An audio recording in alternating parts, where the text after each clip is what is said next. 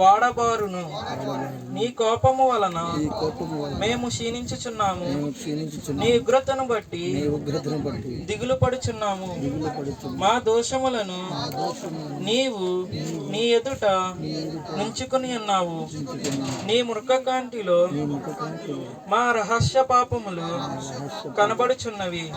నీ ఉగ్రతను భరించుచునే మా దినములన్నీ గడిపితిమి. నిట్టూర్పులు విడిచినట్లు మా జీవిత కాలము జరుపుకుందుము. మా ఆయుష్కాలము 70 సంవత్సరములు, అధిక బలమున్న ఎడల 80 సంవత్సరములగును. అయినను వాటి వైభవము ఆయాసమే, దుఃఖమే. అది త్వరగా గతించును. మేము ఎగిరిపోదుము. కొద్ది వాక్య భాగం చదివినటువంటి సహోదరుడు రోహిణు ప్రభు దీవించును గాక. అలాగే